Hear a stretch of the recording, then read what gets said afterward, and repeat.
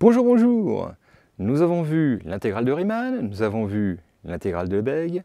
Il est temps de parler d'intégrale généralisée. Bienvenue dans cette nouvelle vidéo qui, je l'espère, va beaucoup vous plaire. Alors, qu'est-ce qu'on va voir dans cette vidéo? Bon, donc c'est la première d'une petite série sur les intégrales généralisées, donc on va voir la définition, bien évidemment. On va voir quelques petits exemples, on va voir les problèmes qui peuvent se poser. Est-ce qu'on va définir la divergence triviale? Donc, c'est pas bien compliqué. On va voir le critère de Cauchy, alors un petit peu plus subtil, bon, bref, des applications. On va parler de convergence absolue, de convergence dominée. Ok, autrement dit, si vous voulez savoir comment reconnaître si une intégrale converge ou pas directement, ce sera la vidéo d'après. Là, c'est plus les bases théoriques et les exemples pour bien comprendre de quoi on parle. Allez, on se lance tout de suite. Première chose, pour bien comprendre les hypothèses que je donnais, c'est de se rappeler ce que c'est qu'une fonction continue par morceaux, parce qu'on a trop tendance à croire que c'est une fonction qui est continue sur des réunions d'intervalles. D'accord? On se dit, voilà, tu coupes, donc déjà il y a un nombre fini d'intervalles, et puis on se dit, voilà, si elle est continue, par exemple 1 sur x, elle est continue sur R- plus étoile, et continue sur R plus étoile, donc elle est continue par morceaux. Ben non, ça ne veut pas dire ça, continue par morceaux, rappelez-vous, ça veut dire que non seulement elle est continue sur des petits intervalles, mais en plus il y a toujours des limites à droite et à gauche aux bornes. Okay, ça ne peut pas être l'infini, il y a des limites finies. Autrement dit, on peut toujours prolonger une fonction à chaque fois sur des petits intervalles fermés, la fonction f par une fonction continue. Donc voilà, c'est ce que j'ai dit là, on peut toujours, pour chaque petite il y a une subdivision, donc un nombre fini de points, a0 à n, tel que a0 égale a, n égale b, et puis donc on coupe en petits intervalles, et puis sur chaque intervalle fermé, on peut prolonger f par une petite fonction gi qui est continue partout sur l'intervalle fermé. Même si f n'est pas du tout défini par ça, sur AI plus 1, il peut y avoir des trous, des machins, des valeurs isolées. Mais en tout cas, voilà. Donc ça, c'est juste pour vous rappeler la définition. Et si on n'est pas défini sur un intervalle fermé borné, on dit un intervalle compact comme ça, mais sur un intervalle ouvert, ça peut être moins l'infini plus l'infini, ou même une réunion, par exemple, si on est défini sur R étoile, f est défini sur une réunion d'intervalles qui sont peut-être ouverts. Alors on dit que f est continue par morceaux si elle est continue par morceaux sur tous les intervalles compacts, sur tous les intervalles de cette forme-là, qui sont inclus dans son domaine de définition. Ok? Donc voilà, ça c'est la définition. Et du coup, si une fonction est Riemann intégrable sur tout, ça veut dire que, cas particulier, f est Riemann intégrable sur tout intervalle AB, inclus dans J. D'accord? Donc voilà, elle n'est peut-être pas Riemann intégrable sur J, parce qu'on ne sait pas encore ce que ça veut dire, mais en tout cas, parce qu'on n'a pas vu, mais voilà, sur tout intervalle AB, elle est inclue dans J. Et donc c'est ça en fait qui va donner l'idée de la définition.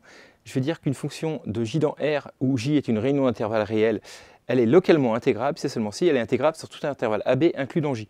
Et donc là où je généralise, parce que du coup, comme on a déjà vu Riemann et Lebesgue, j'ai envie de faire la même vidéo dans les deux cadres, suivant ce que vous préférez, là l'intégrabilité c'est au sens de Riemann ou au sens de Lebesgue. Donc soit elle est Riemann intégrable sur tout intervalle AB, soit Lebesgue intégrable sur tout intervalle AB, donc ça veut dire qu'elle est mesurable et que son intégrale vaut moins que l'infini sur tout intervalle AB. Donc vous avez les deux définitions, de Riemann intégrabilité ou de Lebesgue intégrabilité, et donc voilà. Ok, et donc si ça vous fait peur cette hypothèse, à chaque fois je vais parler de fonctions localement intégrables, et en fait le cadre normal, tous les cours que j'ai vus quasiment, ils se mettent dans le cadre des fonctions continues par morceaux. Donc si ça vous fait peur du « oh là là, c'est compliqué cette affaire », vous remplacez à chaque fois qu'il y a marqué localement intégrable par continu par morceaux, et tout marche aussi bien. Ok? Donc voilà, c'est comme vous voulez. Ok, alors donc maintenant allons-y. Donc je prends une fonction de AB dans R, où B, attention, évidemment c'est ouvert en B, donc pas défini en B. B, voilà. Et une application localement intégrale, ça veut dire par contre que si je m'arrête en T, si je prends l'intégrale de A à T, de f de x dx, ben ça existe, d'accord, elle est intégrable, sur l'intervalle AT fermé, donc on peut définir ça. Et si cette intégrale-là tend vers une limite, quand t tend vers b, alors on appelle cette limite l'intégrale généralisée, ou l'intégrale impropre de f sur AB, d'accord, AB fermé, même si f n'était pas défini sur AB fermé. Bon. Et on la note, hop, intégrale de a à b de f de x dx. Ok, bon, ça semble naturel, je veux dire, de définir ça comme la limite de ça quand t tend vers b, quand cette limite existe, il n'y a pas de quoi. Ok. Mais du coup, ce n'est pas une intégrale de f, c'est une intégrale généralisée de f, une intégrale impropre, parce que l'intégrale, on a vu, f n'est pas forcément Riemann intégrable sur tout AB. Ok. Donc voilà, le vocabulaire, on dit que somme de a à b de f de x converge, ce qui est bizarre, parce que c'est la limite. Oui. C'est quand même un peu bizarre cette façon de dire, parce que ça, en théorie, ça c'est la limite. Oui. Ça vaut un nombre normalement. Si l'intégrale, si cette fonction-là tend vers 8, ça c'est égal à 8. Donc dire que 8 converge, c'est bizarre. Oui. Mais bon, c'est les traditions, donc on dit que somme de AB de f de x converge ou diverge pour dire que f admet une limite ou n'admet pas de limite quand x tend vers b. Ok, voilà, on va pas chipoter, c'est comme ça que fait tout le monde, on va pas non plus nous dire « Ah, votre notation elle est pas terrible », oui, bah, on s'adapte. Sinon, donc j'insiste sur le fait que bah, du coup on peut aussi faire la même chose si b égale plus l'infini, du coup on ne dit pas intégrale sur AB fermé, on dit intégrale toujours sur A plus l'infini. Hein. Et voilà, et au cas évidemment s'il y a un problème au début. Hein. Dire ah bah non, nous on a vu que forcément l'intégrale c'était. Non mais c'est bon quoi. Ok, donc voilà, puis de toute façon avec Chal c'est exactement la même chose. Hein. Donc vous voyez les définitions, c'est qu'il y a des limites de l'autre côté, etc. Bon. J'insiste pas là-dessus, ça je pense que c'est assez évident. Donc voilà ce que c'est qu'une intégrale généralisée. Ok. Donc c'est pas une intégrale, hein, j'insiste bien là-dessus. Bon, parce qu'on le note pareil, mais c'est une intégrale généralisée. Ok, alors voilà, prenons un exemple. Si je prends l'intégrale de 1 sur racine de 1 moins x2 dx entre 0 et 1, alors vous voyez, il y a un problème quand x vaut 1, parce que c'est pas défini. 1 sur 0, voilà, donc la fonction n'est pas définie en 1, et pourtant bah, la primitive de ça, c'est arcsinus de x, d'accord. Donc bon, voilà, si vous ne savez pas, bah, je vous rappelle qu'il y a une petite vidéo sur arcsinus, hein, donc voilà. Et puis, on utilise évidemment le théorème fondamental qu'on a vu hein, sur Riemann, qui dit que ça, c'est la primitive. Donc, si on trouve une primitive de ça, donc arcsinus, eh ben, c'est arcsinus de 1 moins arcsinus de 0. Donc, ça vaut arcsinus de 1, parce que arcsinus de 0 vaut 0, je vous rappelle. Et puis, donc, ça vaut pi sur 2. Bah, du coup, voilà. Donc, en vrai, c'est pas ça. Vous voyez, normalement, je devrais dire, bah, voilà, si je prends entre 0 et une certaine valeur de a, je trouve que ça vaut arcsinus de a. Et donc, quand a tend vers 1, comme arcsinus est continu, ça vaut arcsinus de 1 à la limite, et voilà. Ok, on prend des petits raccourcis. Là, c'est pareil, vous voyez, moralement, qu'est-ce qu'on va écrire? On va dire, bah, soit on écrit entre 0 et a, parce que c'est l'infini, et puis on fait tendre a vers plus l'infini, donc on prend un crochet, la primitive exponentielle moins x, c'est moins exponentielle moins x, donc on obtient moins exponentielle moins a plus 1, moins exponentielle moins 0, enfin bref, ok, donc moins 1, plus 1, et voilà, soit on fait directement crochet l'infini, on comprend, hein, l'exponentielle moins x, la primitive moins exponentielle moins x, quand x vaut l'infini, ça vaut 0. Donc moins 1, ça vaut bien 1. Ok. Qu'est-ce que j'ai d'autre comme exemple? Ben, une qui diverge quand même, oui, si la somme de entre 0 et plus l'infini de cosinus x dx, ben, la primitive de... Donc c'est pareil, si je fais la somme de 0 à grand A, pour voir est-ce qu'il y a une limite quand a tend vers plus l'infini, et bien du coup, là, je suis bien embêté parce que la primitive de cos, c'est sinus, et donc ça ferait sinus a moins sinus 0, ça fait sinus a, et sinus a ben, n'a pas de limite hein, quand a tend vers plus l'infini, vous le savez bien. Un autre exemple, un petit peu plus subtil, si je prends l'intégrale entre epsilon et 1 de 1 sur x dx, hein, je regardais l'intégrale entre 0 et 1, mais cette fois je vous l'ai écrit parce qu'il faut un petit peu regarder. Donc la primitive de 1 sur x sur r+, c'est ln de x. Donc ici ça fait ln de 1 moins ln de epsilon, donc moins ln de epsilon, parce que ln de 1 vaut 0. Et ça, quand epsilon tend vers 0, ça tend vers plus l'infini, puisque je vous rappelle que ln de 0, c'est moins l'infini. Ok, et donc bah, du coup cette intégrale-là diverge aussi, vous voyez, ce qui était un petit peu moins évident. Ok, donc voilà. Maintenant, vers plus l'infini, si je prends l'intégrale entre 1 et a de 1 sur x dx, alors toujours pareil, la primitive de 1 sur x c'est toujours ln, donc du coup ça fait ln de a moins ln de 1, donc ça fait ln de a. Et du coup, quand a tend vers plus l'infini, bah, ça tend aussi vers plus l'infini. Donc cette intégrale-là diverge aussi, vous voyez. Voilà, 1 sur x, c'est vraiment une fonction hyper importante à connaître, hein. Vous allez voir pourquoi après, mais en 0 elle diverge, en plus l'infini elle diverge aussi. Et quelque part c'est un peu un cas limite. Voilà. Je ne vais pas tout spoiler non plus, mais voilà, vous verrez ça plus tard, dans la prochaine vidéo. Ok, mais voilà des exemples, donc fonction, des fois l'intégrale converge, des fois l'intégrale diverge. Bon. Ok, alors, donc revenons un petit peu à notre petit problème d'intégrale de Riemann. Donc, l'intégrale, par exemple, encore un petit exemple, 1 sur racine de x. Alors, je prétends qu'entre 0 et 1, ça converge. Pourquoi? Parce que, comme vous le savez, la primitive de 1 sur racine de x, enfin, j'espère que vous le savez. Si vous ne le savez pas, vous pouvez la retrouver en disant que c'est x puissance moins 1,5, par exemple. Du coup, la primitive de x puissance alpha, c'est x puissance alpha plus 1 sur alpha plus 1, bref. Et sinon, il faut savoir que la dérivée de racine de x, c'est 1 sur 2 racine de x. C'est bien de savoir ça. D'accord? Du coup, la dérivée de 2 racine de x, c'est 1 sur racine de x. Donc voilà. Donc la primitive de ça, c'est 2 racine de x. Donc ça fait 2 racine de 1 moins 2 racine de 0. Bah, ça fait 2. Ok, ça passe. Et puis par contre, là, ça ne va pas aller parce que la limite de racine de x quand x tend à plus l'infini, c'est plus l'infini. Donc cette intégrale-là diverge. Ok? Ensuite, d'autres exemples. Donc si je prends 1 sur x2, alors cette fois, ben, entre 0 et 1, ça va diverger. Pourquoi? Parce que la primitive, c'est moins 1 sur x. Et donc moins 1 sur x, quand x tend vers 0, là, cette fois, ça va tendre vers l'infini. Et par contre, 1 sur x2 quand x tend à plus l'infini. Cette fois, ça converge. Pourquoi? Parce que pareil, 1 sur x tend vers 0. Oui. Hein, ça fait 1 sur x moins 1 sur 1. Du coup, la primitive de ça, voilà, c'est même 1 l'intégrale de ça. Hein. OK. Bon, alors, donc voilà, j'ai vu 1 sur x, on a vu que ça marchait jamais. 1 sur racine de x, ça marche en 0, ça marche pas en l'infini. 1 sur x2, ça marche pas en 0, ça marche en plus l'infini. On va essayer de généraliser. Allez, 1 sur x puissance alpha. Youhou! Voilà, d'accord? Donc, quelles que soient les valeurs de alpha, n'importe quoi, on va essayer de voir quand est-ce que cette intégrale-là converge ou pas. D'accord? Et puis je prends a et b, voilà, n'importe où dans 0 plus l'infini, pour essayer de voir. Hein. OK. Donc, bah, du coup, c'est pas dur, parce que du coup, la primitive de 1 sur x puissance alpha, comme je vous le disais tout à l'heure, c'est x puissance 1 moins alpha sur 1 moins alpha. D'accord? Donc, ça fait 1 sur 1 moins alpha, x puissance alpha moins 1. Je l'écris comme ça pour qu'on voit mieux quand est-ce que ça tend vers l'infini ou pas. Mais enfin bon, elle me dit, ah oui, bah, si alpha est plus petit que 1, c'est négatif. Donc bon, il faut bien faire un choix. Donc voilà. Et donc je remplace ça par a et par b éventuellement. Et donc on va regarder. Hein. Donc si je prends l'intégrale quand a vaut 0, donc de cette petite chose-là, et jusqu'à b, qu'est-ce que j'obtiens? Bah, du coup, il y a deux options. Quoi. Que je vais remplacer x par 0, eh ben, il y a intérêt que ici, alpha moins 1, c'est négatif, pour que du coup, hein, ça fasse x puissance 1 moins alpha en haut, ça se fasse bien 0, d'accord, et que ça converge. Autrement dit, cette intégrale-là converge, c'est seulement si alpha est plus petit que 1. Hein, okay, parce que si alpha est plus grand que 1, bah, ici j'ai 1 sur 0. Donc ça diverge, et si alpha est plus que 1, du coup le x puissance 1 moins alpha est en haut, et du coup ça fait x puissance quelque chose de positif, quand x tend vers 0, c'est tend vers 0. Il n'y a pas de souci. Donc voilà, pour que cette intégrale converge là, il faut qu'alpha soit plus petit que 1, et puis évidemment, en plus l'infini, c'est exactement l'inverse. Vous voyez, si je veux que, en plus l'infini, ceci là, ça converge, autrement dit, ça ne fasse pas 0, ici, et bien, voilà, il faut que alpha soit strictement plus grand que 1. Du coup, 1 sur x puissance quelque chose, ça fait tend vers 0, sinon ça fait x puissance un nombre positif, et ça tend vers plus l'infini, d'accord? Donc voilà. Donc c'est ce qu'on avait vu, hein, on l'a vu dans le cas donc, de 1,5, ça converge bien en 0, hein, si alpha vaut 1,5 et pas en plus l'infini.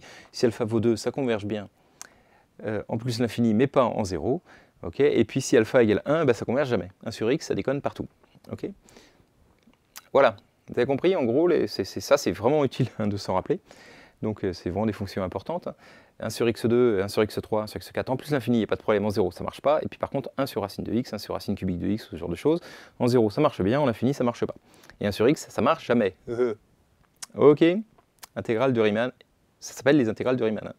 D'accord, c'est celle-là, là. Ces deux-là, voilà, ce qu'on appelle les intégrales de Riemann. Ce qui est bizarre, hein, parce que l'intégrale de Riemann, c'est en général toute la théorie de l'intégrale de Riemann, mais ces intégrales à lui, à Bernard, c'est celle-là. Ok. Bon. Alors maintenant, supposons que en fait, f, ça foire à la fois en A et en B. D'accord, il ne soit défini ni en A ni en B. Oui. Localement intégrable partout sur le reste, mais pas forcément ni en A ni en B. Et puis éventuellement, ça peut être de moins l'infini à plus l'infini. Ça arrive des fois, oui. Des fonctions définies sur R complet. Et regardez, est-ce que l'intégrale sur R complet, ça existe? Oui. Donc, bon, alors à quelles conditions on va dire que l'intégrale de A et B converge? Simplement, c'est facile. Hein. Si elle converge en A et si elle converge en B. Ok. Voilà, je prends une valeur C au milieu, elle est bien définie, puis je regarde si cette intégrale-là converge et celle-là converge. Ok. Et donc, vous avez deviné, à ce moment-là, si les deux convergent, l'intégrale entre A et B, on dira que c'est l'intégrale entre A et C plus l'intégrale entre C et B. D'accord. Donc voilà, s'il y a un problème, une fonction, il peut y avoir des problèmes au milieu, hein, un endroit où elle n'est pas définie, voilà, par exemple, là, voilà, il y a un pic, par exemple. Bon. Mais il peut y avoir d'autres problèmes. Voilà, si elle n'est pas définie en 0, quoi que ce soit, mais en tout cas, l'intégrale de R à moins R, c'est la somme des deux intégrales de chaque côté. OK. Alors, prenons un exemple. L'intégrale entre moins l'infini et plus l'infini, donc de dx sur 1 plus x2. Alors, pourquoi ça converge? Parce que je regarde, donc il faut regarder si ça converge vers plus l'infini, donc là j'ai pris 0 pour C, on prend ce qu'on veut, entre 0 et plus l'infini, donc je prends entre 0 et A, et je vais regarder la limite quand A tend vers plus l'infini. Donc ça, la primitive de ça, si vous ne le savez pas, regardez donc ma vidéo sur arctangente, hein. C'est arctangente de A, et donc quand A tend vers plus l'infini, ça tend vers pi sur 2, donc ça converge bien, et puis alors là, pour des raisons de parité évidentes, ça converge aussi en moins l'infini, puisque ça vaut la même chose. Et donc l'intégrale en tout complète de tout ça, c'est pi. Ok. Alors, d'autre part, un truc important que je voulais vous dire, c'est que si l'intégrale entre moins l'infini et plus l'infini de f de x converge, et elle converge vers L, alors la limite de l'intégrale entre moins a et a de f de x dx, c'est L. Ok. Donc ça, c'est une astuce, c'est sympathique comme ça, mais surtout, je voulais vous montrer que c'est le piège, c'est de croire qu'on peut faire dans l'autre sens. Et ça, faut, vous voyez, genre, j'ai pas envie de faire plus l'infini et moins l'infini. Là, la fonction était paire, donc ça allait bien, mais sinon, oui, je peux pas faire directement l'intégrale de moins a à a et de regarder. Ben non. À la rigueur de moins b à a, et a et b tendent tous les deux vers plus l'infini, il faut regarder et tout. Mais de moins a à a, ça marche pas, parce que je donne un exemple. Si je prends une fonction impaire quelconque, par exemple sinus x, dont on a déjà vu que l'intégrale de sinus, franchement, ça converge pas du tout vers plus l'infini, bah, sauf que de moins a à a, comme c'est une fonction qui est impaire, son intégrale entre moins a et a vaut tout le temps 0. Donc ça devient une limite quand a plus l'infini 0. Hein. La limite c'est 0. Donc vous voyez, c'est le truc, hein, si je prends entre moins a et a, c'est les mêmes valeurs, clac, clac, clac, je peux faire tout ça nul de chaque côté. Donc ça vaut tout le temps 0 la somme, alors qu'en fait, ça diverge d'un côté et de l'autre. Et donc l'intégrale de sinus x entre moins l'infini et plus l'infini ne converge absolument pas. Mais donc voilà, c'est juste, je voulais bien insister sur le fait que des fois, on a envie de faire les feignants. On dit, oh là, je vais faire les deux côtés d'un coup, hop, hop, hop, non, non, non, non, on fait pas. Voilà, voilà. Alors, donc, voilà, maintenant, si une fonction est... Maintenant, il peut y avoir un problème au milieu. Donc, voilà, si ma fonction n'est pas définie, au milieu de a et b, ok. Et donc, bah, je vais dire que l'intégrale converge, quoi, toujours pareil. Alors, cette fois, j'ai un trou ici. Hein. Donc, si l'intégrale, je prends un petit a avancé, par exemple, si l'intégrale de la converge, et l'intégrale entre c et b de f converge aussi. Et puis, donc, du coup, c'est la même chose qu'en plus l'infini, l'intégrale de a et b sera la somme des deux côtés. Vous voyez, là, ça n'est pas défini ici. Voilà, donc, il faut que ça converge quand x se rapproche de là, il faut que ça converge quand ça se rapproche de là, et du coup, l'air, ce sera toujours pareil. L'air du tout, globalement, ce sera la somme des airs de là et de là. OK, hein, pas de souci. Donc, bah voilà, donc toujours pareil, il faudra couper en deux morceaux, il faut regarder un petit peu à droite, à gauche, etc. etc. OK, mais il ne faut pas l'oublier, parce que ça, c'est vraiment le truc classique. Une fonction, on dit, bah tiens, c'est marrant, bah, de ce côté-là, il n'y a pas de problème. Par exemple, entre moins l'infini et plus l'infini, une fonction f. Ah bah, on regarde en moins l'infini, on regarde en plus l'infini, on se dit, ah, j'ai bien travaillé. Paf, elle n'était pas définie en 0. Schlac.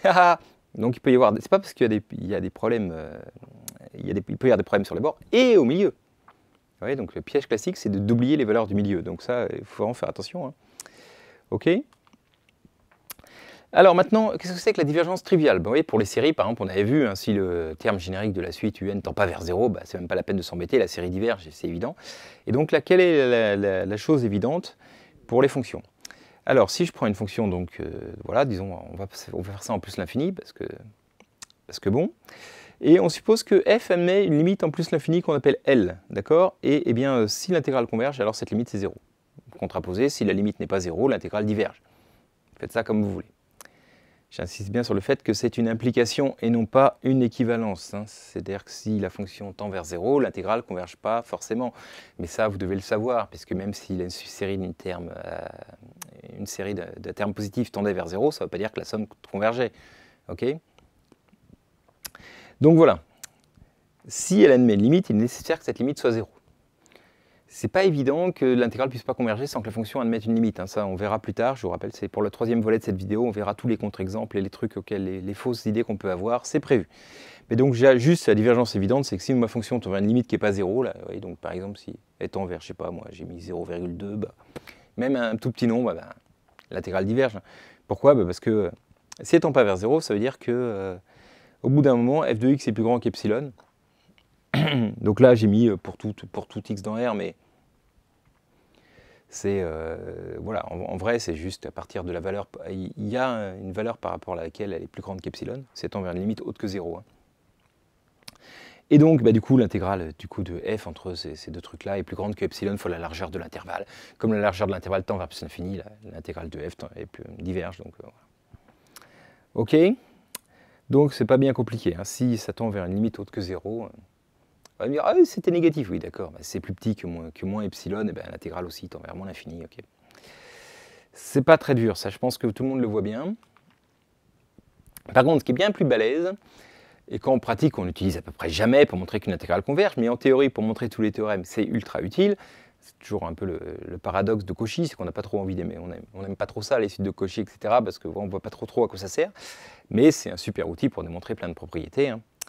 Donc voilà, on va l'utiliser pour démontrer la propriété que tout le monde que vous allez utiliser super souvent pour montrer la convergence des intégrales. Donc, bref. Alors, je vous rappelle le critère de Cauchy pour les limites de fonction. Hein. Pour les suites, ça veut dire que UP moins UQ est plus petit qu'epsilon pour P et Q assez grand. Bah, pour les fonctions, c'est à peu près pareil. Si j'ai une fonction donc, de AB dans R, elle admet une limite en B, c'est seulement si bah, G de X moins G de Y est super proche pour X et Y, tous les deux assez proches de B. Hein. Donc c'est ça que veut dire cette formule. Pour tout epsilon, aussi petit que je veux, il existe un alpha tel que si X et Y sont tous les deux entre alpha et B, alors l'écart entre G de X et G de Y est plus petit qu'epsilon. Et ça cumule. G prend que des valeurs très très proches quand on se rapproche de B. Bah, c'est vachement bien pour démontrer qu'il y a une limite sans connaître la limite. Parce que le problème de notre définition standard, G admet une limite L machin, si G de X moins L est plus petit qu'epsilon quand X est assez proche de machin. Mais il faut L pour montrer ça.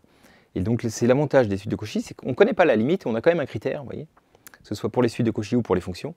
Et donc bien évidemment, attention, je vous rappelle, je ferai que toutes ces histoires de Cauchy ne marchent que dans les espaces complets et que R est un espace complet. Donc tout ça, c'est pareil, il y aura une vidéo sur les espaces complets un jour, je vous promets. Mais donc là, on est vraiment dans le cas où ça marche bien. Ok.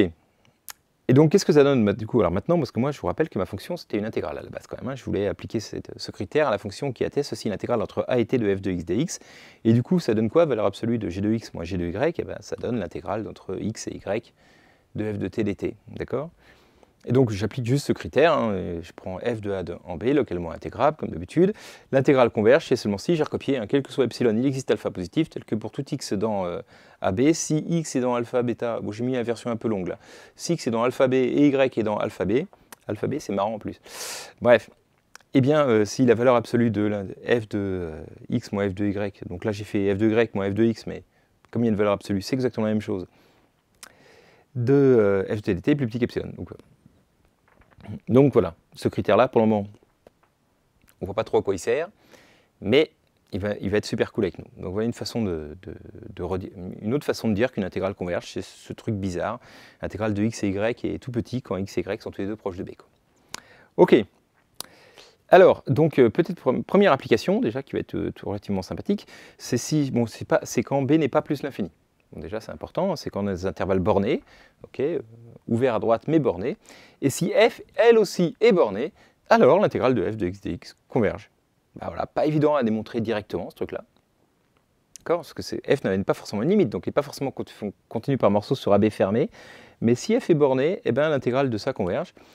Alors, bon, bah, on va le voir, c'est pas si dur que ça. Je prends un epsilon quelconque positif et je pose alpha égale b moins epsilon sur norme infinie de f.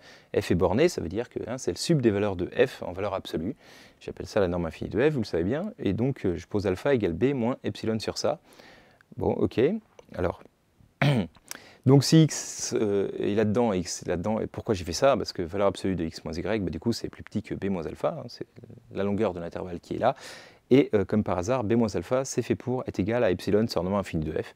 Bon, le diviser par norme infinie, c'est un peu pour faire le malin. C'est l'histoire de prof là, qui se la pète pour que ça tombe sur plus petit qu'epsilon à la fin. Mais moralement, on s'en fout un peu. Mais bon, bref, en tout cas, il existe un alpha tel que si valeur absolue de x, y, tel que valeur absolue de x moins y est plus petit que epsilon sur norme infinie. Ok? Ça, on peut toujours, hein, je veux dire. Voilà, j'ai la valeur d'epsilon, je prends un truc tout près de b, bah, du coup. Hein, comme c'est pas plus infini, b, il n'y a pas de problème, et donc l'écart entre toutes les valeurs qui seront dans ce truc-là bah, sera plus petit que ça. Ok.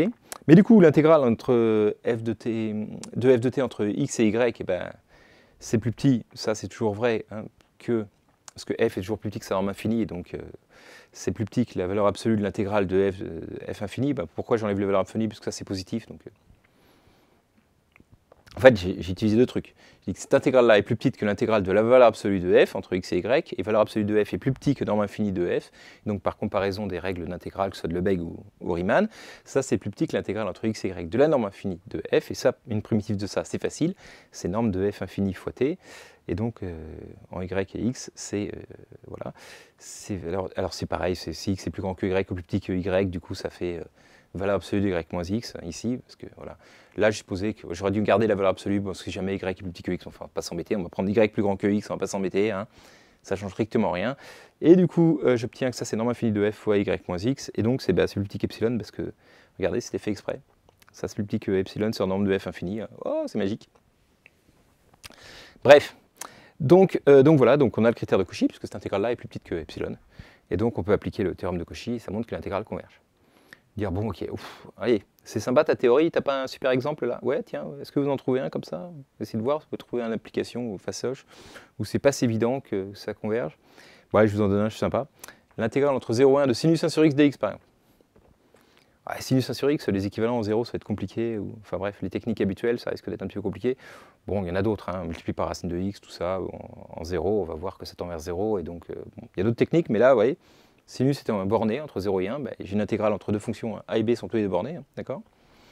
Et puis f est borné, bah voilà. Hein, c'est pas une intégrale en infini, c'est une intégrale, voilà, des valeurs qui sont... Donc, et puis voilà. Ça prouve ça en 2 secondes, quoi. D'accord? Ça peut calmer des gens. Comment tu démontres ça? Les mecs, ah oui, alors on va multiplier. Non, non, c'est borné, ça converge. Chouette. Ok. Alors, donc, l'autre critère, alors vraiment utile, il va venir. Donc, qu'est-ce qu'on dit? Définition ultra classique, hein, une fonction absolument convergente. On dit que l'intégrale est absolument convergente si l'intégrale de valeur absolue de f de x converge. Ok. Et donc, théorème fantastique, si ça converge, alors ça converge. Okay. Et donc ça peut être une technique pour montrer qu'une intégrale de f converge, je ne sais pas trop comment faire parce qu'il y a des trucs qui sont pénibles, des sinus, des machins, des trucs. Hop, on prend la valeur absolue, on majeure tout par 1 et plouc, et pour voir si ça converge encore, bah, c'est que ça convergeait au début. D'accord? Donc fantastique. Hein, il y a une fonction qui n'est pas absolument convergente, qui est convergente mais pas absolument convergente, c'est pénible comme tout, on appelle ça les fonctions semi-convergentes, enfin l'intégrale semi-convergente, mais il y a un exemple qui viendra dans la 3e vidéo, je vous rassure. Mais donc le cas sympa, d'accord, c'est quand elle est absolument convergente. Bon, c'est pareil que pour les séries, hein, voyez, donc ça ne va pas vous choquer ce vocabulaire. Et donc la preuve de ce truc-là, bah, c'est vraiment, vous voyez, autant Cauchy en soi, on se dit wow, autant ça c'est super utile. Vous l'avez utilisé plein de fois, vous savez bien. Et ça bah, pour le démontrer directement sans Cauchy, bah, moi je ne sais même pas faire en fait. Hein. Là comme ça, je ne vois même pas bien comment on pourrait faire en fait. Je me creuse la tête là. Moi je ne vois pas d'autre preuve que d'utiliser le critère de Cauchy, vous voyez, donc du coup c'est vraiment utile quoi. Pourquoi? Parce que en fait, c'est complètement évident, parce que si on fait le critère de Cauchy appliqué à valeur absolue de f, ça le donne directement à f, parce que j'ai cette inégalité là. C'est-à-dire que si je sais que ça, c'est plus petit qu'epsilon, hein, donc pour tout epsilon, il existe un alpha tel que si x et entre alpha et y, entre alpha et bêta, cette intégrale-là est plus petite qu'epsilon, c'est le critère de Cauchy appliqué à valeur absolue de f, dont l'intégrale converge. Et ben alors j'ai forcément ça aussi, puisque ça, c'est plus petit que ça. Donc voilà. Hein, c'est l'inégalité absolument classique. Donc comme ça, c'est plus petit que ça, puisque f est toujours plus petit que valeur absolue de f. Bah, bref. Donc voilà. Donc du coup, ça c'est plus petit qu'epsilon. Donc critère de Cauchy dans l'autre sens, cette intégrale-là converge. Voilà. C'est juste, la preuve devient complètement débile avec Cauchy, et sans, c'est quasiment impossible. Donc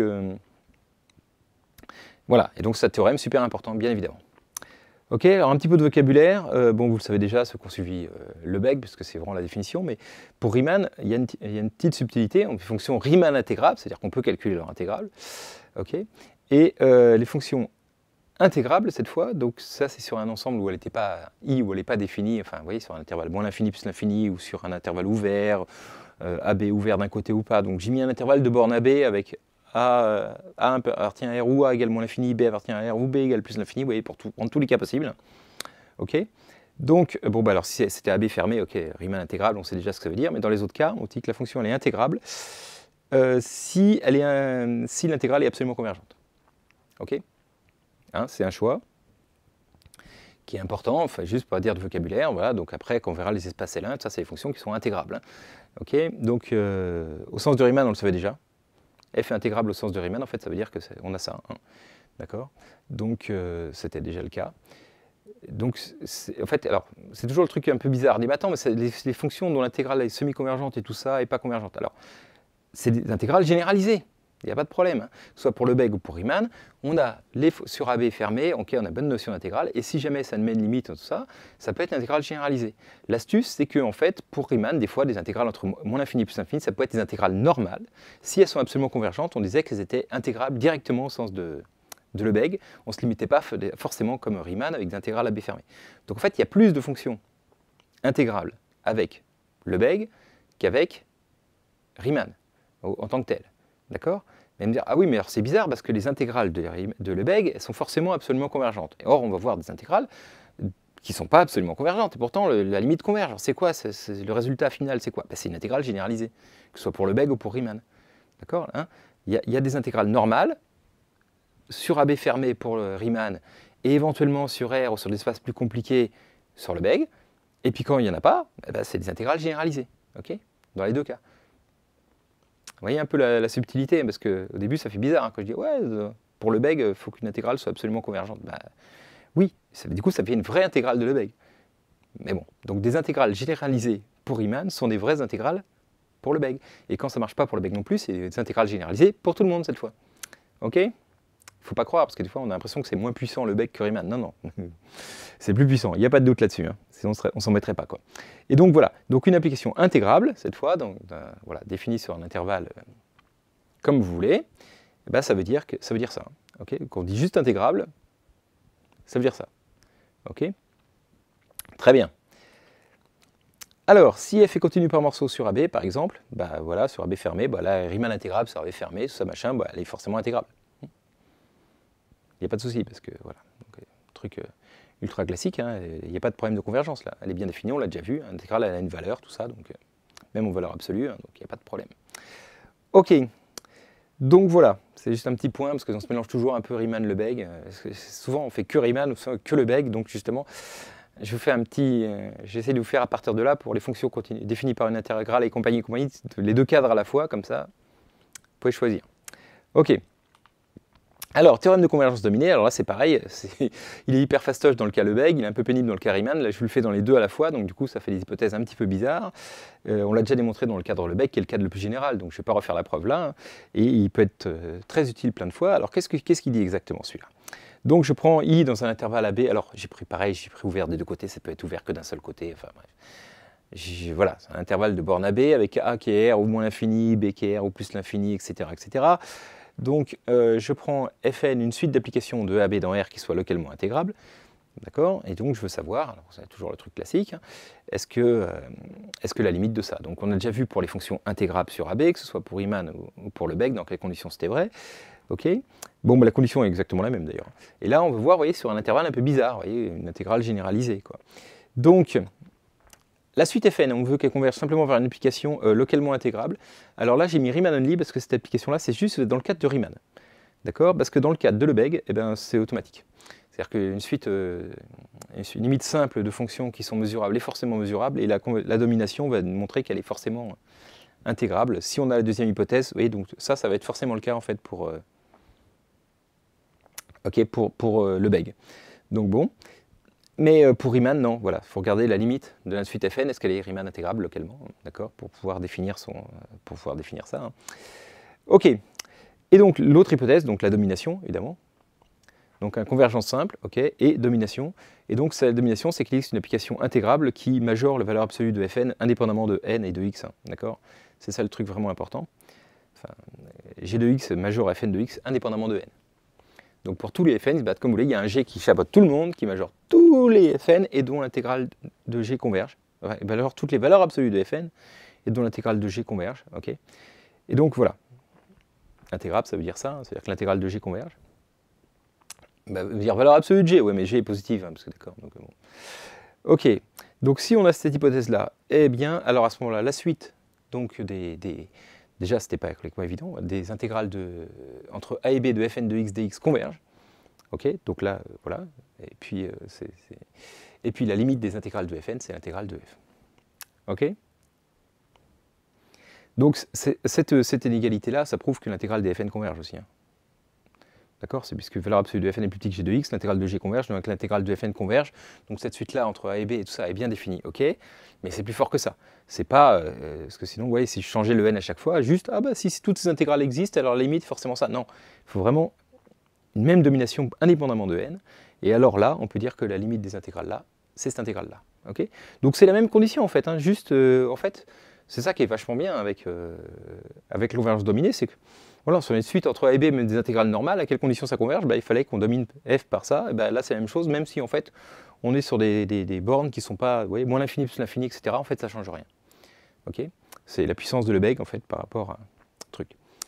Ok, voilà.